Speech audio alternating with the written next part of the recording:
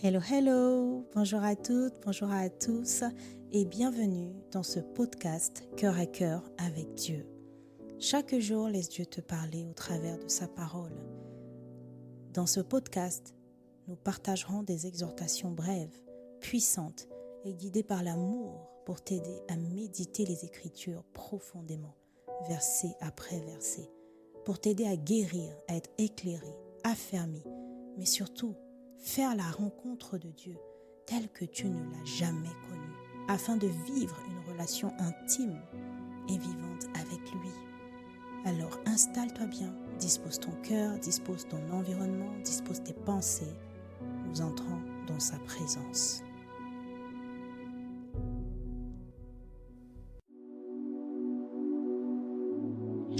Hello, hello, bien-aimés, j'espère que vous allez bien par la grâce de Dieu.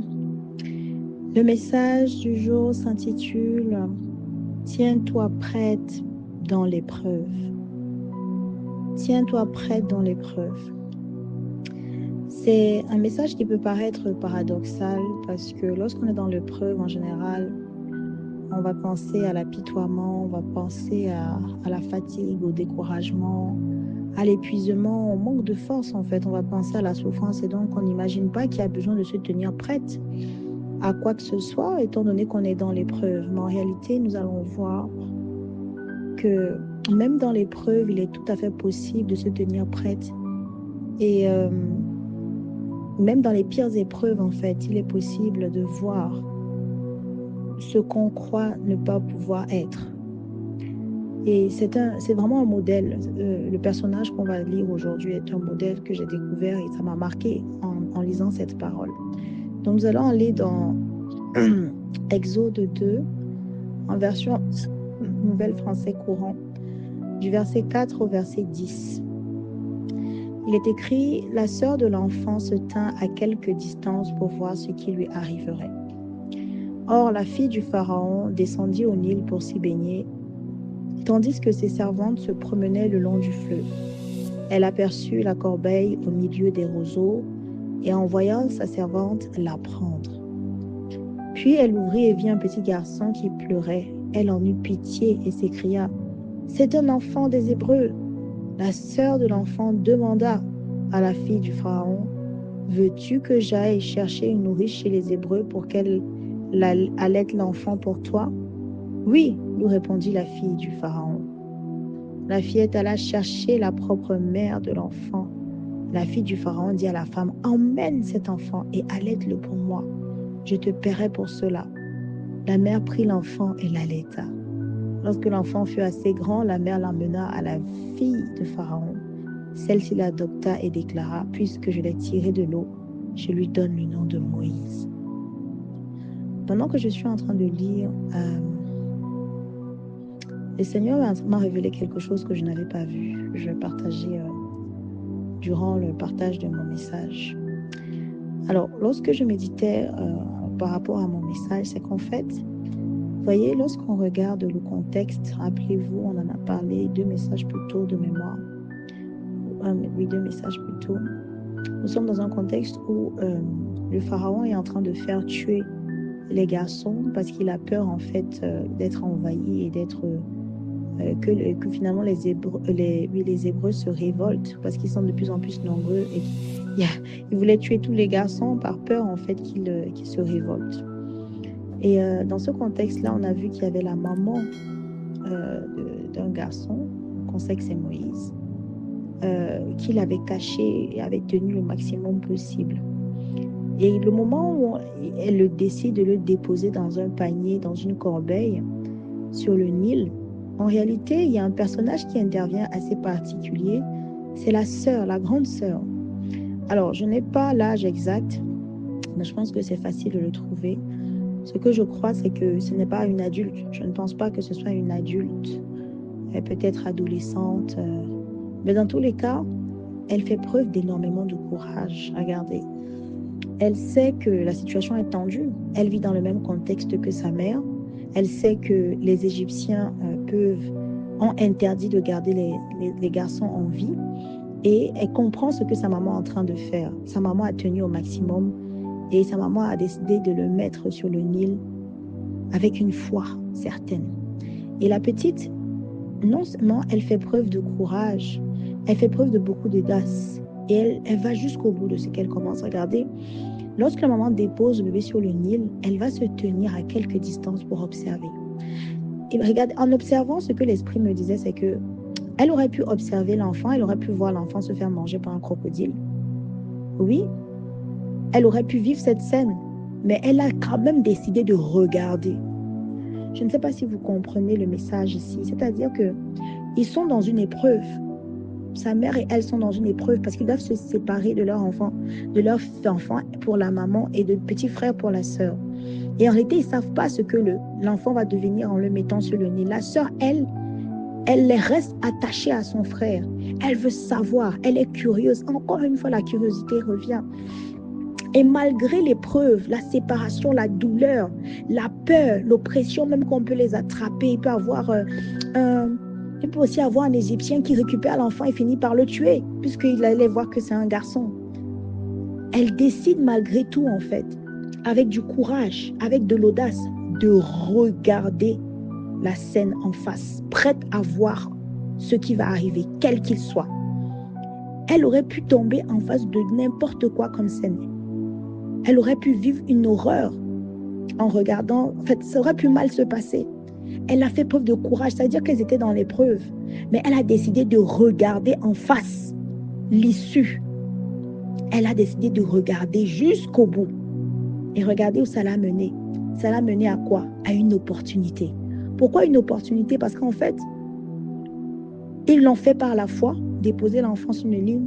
Mais je suis convaincue qu'elle n'aurait jamais cru que c'est une des servantes de la fille de Pharaon qui allait voir, qui allait venir prendre le panier, la corbeille. Et elle ne s'arrête pas là. Elle court lorsque la servante prend la corbeille avec l'enfant. Elle court, la sœur court et va demander promptement, je pense qu'elle était dans la hâte. Elle demande au Pharaon, est-ce que tu veux que j'aille chercher une nourrice chez les Hébreux? Encore une marque de courage. Mais elle n'aurait pas eu cette opportunité si elle n'avait pas décidé de regarder jusqu'au bout l'épreuve dans laquelle elle était, l'épreuve de séparation, l'épreuve de risque, l'épreuve de danger imminent. Ça me rappelle en fait nous-mêmes dans nos situations. On peut parfois être dans l'épreuve, mes sœurs, et puis on va détourner le regard, et puis on va être dans la fuite.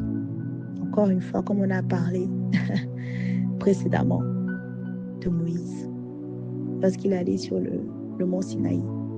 Est-ce que lorsqu'on est dans l'épreuve, notre première attitude c'est la fuite, ou est-ce que comme la sœur de Moïse, peu importe ce qui va se passer, nous ne savons pas ce qui va se passer, on prend notre courage et on décide de faire face, de regarder, d'observer les choses jusqu'au bout. Pas de détourner le regard, pas de passer à autre chose, pas de se distraire pour ne pas vivre la situation, pour ne pas vivre la scène. Oui, c'est de ça qu'il s'agit ici.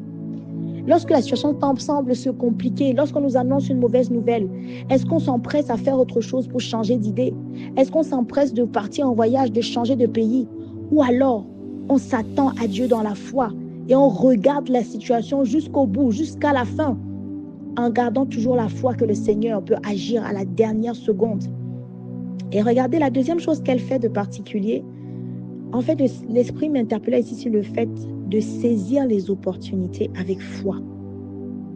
C'est-à-dire que lorsqu'on s'engage dans ce chemin de regarder l'épreuve en face jusqu'à la fin, il faut continuer avec être vigilant, être disposé à saisir les opportunités. Parce que lorsque Dieu tendra la main, en réalité, il faudra la voir, cette main. Il faudra la saisir. La fille du Pharaon a demandé à ce qu'on prenne le panier. Mais en fait, la grande sœur de Moïse, elle aurait pu rester cachée à distance et ne rien dire. Elle aurait pu ne pas intervenir. Mais non, elle a saisi l'opportunité.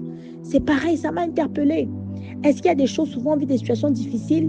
En fait, on s'accroche même jusqu'à un niveau, mais Dieu peut-être envoie des solutions, on ne les voit pas. Parce qu'on est trop focalisé sur la souffrance, parce qu'on est trop focalisé sur ce qu'on n'a pas, parce qu'on est trop focalisé sur les pleurs, alors qu'en réalité, il faut rester prêt. D'où le titre de mon message, tiens-toi prête dans l'épreuve. En fait, c'est prête depuis le début, c'est-à-dire prête à faire face, prête à regarder l'issue jusqu'au bout, mais prête aussi à tenir les opportunités, à saisir les opportunités. Parfois, on souffre tellement que, en fait, on ne voit pas lorsque les solutions se présentent devant nous. Ça va donc demander de rester lucide, curieux et courageux, afin, comme la grande sœur de Moïse, de saisir l'opportunité d'aller proposer à la fille de Pharaon d'aller chercher sa propre mère pour allaiter l'enfant.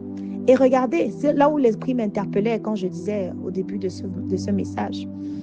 Regardez comment Dieu utilise ton propre ennemi pour te bénir. Oui. La fille de Pharaon, elle pouvait être considérée comme un ennemi puisque c'était une Égyptienne. Vous imaginez, dans ces temps-là, il aurait pu avoir de l'amertume contre elle puisque c'était son père qui avait demandé qu'on assassine tous les garçons. Et Dieu, ironique, l'ironie du sort, Dieu va passer par une partie de l'ennemi, le côté ennemi, pour sauver, pour apporter une réponse favorable à nos détresses. Un message profond quand même. Ça veut dire que les personnes qu'on peut avoir tendance à haïr dans nos vies de tous les jours peuvent être des parties du puzzle qu'on est en train d'essayer de faire. Oui. Dieu peut passer par des personnes qu'on peut considérer comme ennemis ou par des personnes contre qui on peut avoir de l'animosité, peu importe le contexte, pour nous bénir d'une manière ou d'une autre. C'est important de le garder en tête. Merci Seigneur. Les voies de Dieu ne sont pas nos voies, conformément à sa parole. Ses voies sont au-dessus des nôtres. Alors prenons vraiment le temps de méditer ce passage. Et vous voyez, à la fin, ça m'a fait tellement rire. Il est écrit dans le verset 9, la fille du Pharaon dit à la femme, emmène cet enfant et allaite-le pour moi, je te paierai. Ça veut dire que non seulement Dieu a répondu, son fils est sauvé, il n'a pas été pris par un Égyptien, ni même la fille du Pharaon aurait pu dénoncer. Oui, elle aurait pu le dénoncer. Dieu a disposé son cœur pour qu'elle ait pitié. Mais l'ironie du sort, c'est quoi? Non seulement Dieu répond à ses promesses, en tout cas pas à ses promesses, à l'épreuve, parce que l'enfant est sauvé à cause de ce que l'Égyptienne a eu pitié. Mais en plus de ça, Dieu fait encore davantage. Il lui permet de récupérer son enfant, de l'allaiter et d'être payé. Dieu est merveilleux. Oh my God. Pourquoi je dis, tiens-toi prête dans l'épreuve. Que cette histoire puisse nous inspirer. Seigneur, merci. Donne-nous la grâce, Abba Père, dans l'épreuve, de garder la foi, comme la maman de Moïse, mais surtout comme la sœur de Moïse. Donne-nous la grâce, Seigneur, de ne pas regarder seulement à nos souffrances, de ne pas avoir un air misérable, mais d'avoir un air de conquérant, un air de personnes qui ont la foi et qui croient qu'à la dernière seconde, tout est possible. Seigneur, peu importe les déclarations des médecins, peu importe la situation, peu importe à quel point notre situation semble mauvaise, donne-nous la grâce d'avoir une foi qui nous fait croire que à la dernière minute, tu peux nous sortir de là. À la dernière minute, il peut y avoir une solution, un miracle. Seigneur, donne-nous la foi dans les miracles. Donne-nous la foi comme la sœur de Moïse, dans un miracle, dans une issue favorable. Donne-nous le courage de faire face aux mauvaises nouvelles, de faire face chaque jour, de regarder en face cette épreuve, cette situation qui nous fait mal. Donne-nous la grâce de regarder jusqu'à la fin de l'issue. Seigneur, nous savons que tu étendras ta main. Donne-nous la grâce, Seigneur, lorsque tu étendras ta main, de la saisir, de saisir ton opportunité. Ouvre nos yeux spirituels, ouvre nos sens spirituels.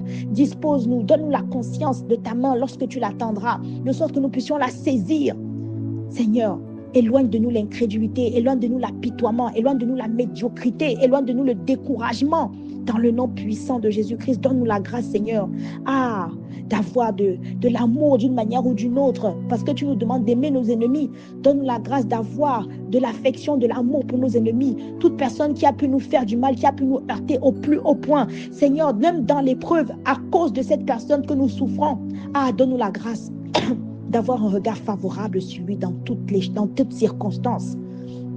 parce que tu nous demandes d'aimer nos ennemis. Et tu montres encore ici que tu peux passer par des personnes qu'on peut détester pour nous bénir, pour être une réponse à nos problèmes. Alors donne-nous la grâce, Seigneur, de garder le cœur ouvert face à des personnes qui peuvent nous faire du mal, qui peuvent être la source de nos souffrances. Donne-nous la grâce de garder un regard favorable sur eux, Seigneur, pour être conforme à ta parole.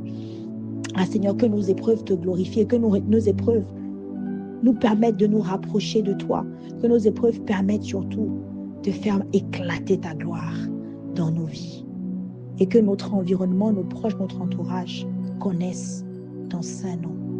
Au nom de Jésus-Christ. Amen.